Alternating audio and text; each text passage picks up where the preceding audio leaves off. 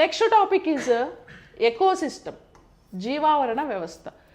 మనం లాస్ట్ క్లాస్లో ecosystem definition ఏం చెప్పాం? Living things and their surroundings.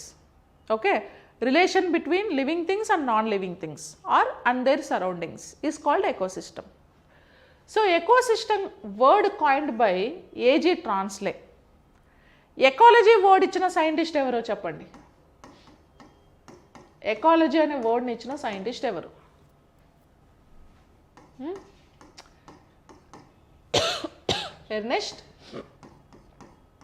Ernest Haeckel. Ecosystem అనే వర్డ్ ఇచ్చింది ఏజీ ట్రాన్స్లే. అది వేరు ఇది వేరు. ఎకోసిస్టమ్ వర్డ్ ఇచ్చింది వేరు, ఎకాలజీ వర్డ్ ఇచ్చింది వేరు. Ecosystem is the structural and functional unit of the ecology. ఎకాలజీలో స్ట్రక్చరల్ అండ్ ఫంక్షనల్ యూనిట్ ఏది అని అంటే ecosystem. Okay, and ecosystem has both living things and non living things. అంతే కదా. Living things, what is the example for living things? Living things examples చెప్పండి. Plants, ఇంకా animals, micro organisms. ఈ మూడే living things. Okay, human being కూడా అనిమలే. Snake, bird అన్నీ animal కిందకే వస్తాయి. నాన్ లివింగ్ థింగ్స్కి example water, sunlight, soil, earth, air, stones or rocks. Okay, moonlight, solar system, ఇవన్నీ నాన్ లివింగ్ థింగ్స్. ఈ రెండింటి మధ్య రిలేషనే ఎకోసిస్టమ్ అంటాడు. ఇప్పుడు ఈ రెండింటికి రిలేషన్ ఉందా లేదా?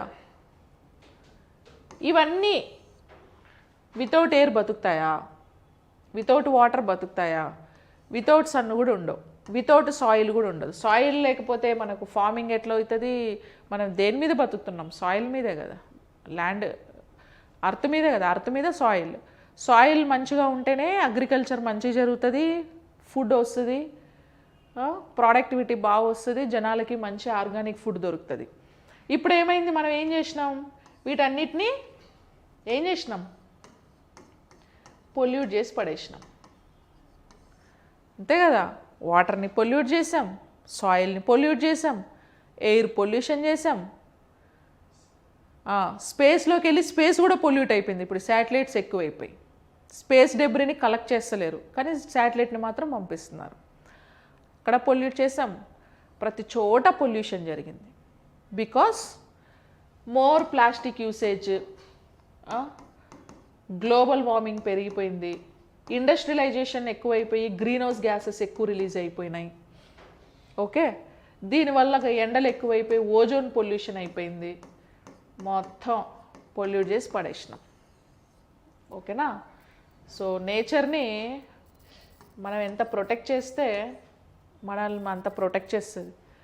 లేకపోతే ఓ సైక్లోన్ వచ్చిందనుకో, ఒక అర్త్వేక్ వచ్చిందనుకో, ఈసారి కరోనా వైరస్ ఇంకోసారి వచ్చి హాయ్ చెప్పిపోతే ఇంకో 50% అవుట్.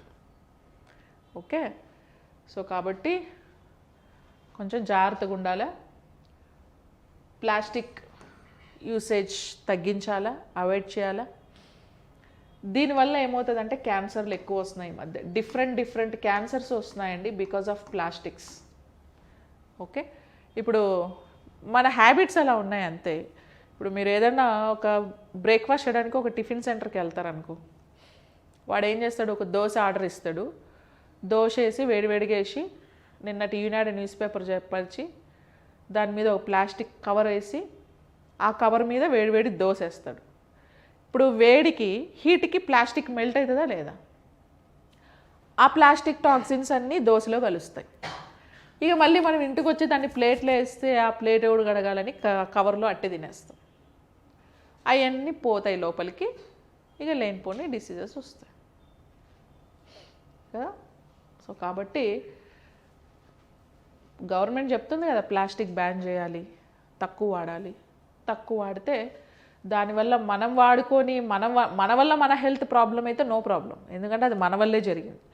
మన వల్ల నేచర్ ఎందుకు పాడవ్వాలి? అదే కదా ఇప్పుడు మనం చేస్తున్నాం, నేచర్ పాడు చేసినాం. సో కాబట్టి ఎన్వైర్న్మెంట్ మీద అవేర్నెస్ అందరికీ ఉండాలి. డెఫినేషన్ ఏమన్నాం? A system of continuous interactions between living and non living things. ఇదంతా ఎకో సిస్టమే. ఓకే, ఇక్కడ లివింగ్ థింగ్స్ ఉన్నాయి చూడండి, పక్షులు ఉంటాయి, అనిమల్స్ ఉంటాయి, మైక్రో ఆర్గానిజమ్స్ ఉంటాయి, బర్డ్స్ ఉంటాయి, ఫిషెస్ ఉంటాయి, అవన్నీ లివింగ్ థింగ్స్. ఈ ఎకో సిస్టమ్ అంటే సన్లైట్ కానీ, ఎయిర్ కానీ, వాటర్ కానీ, ఆ రెండింటి రిలేషన్నే మనం ఎకో సిస్టమ్ అని పిలుస్తాం.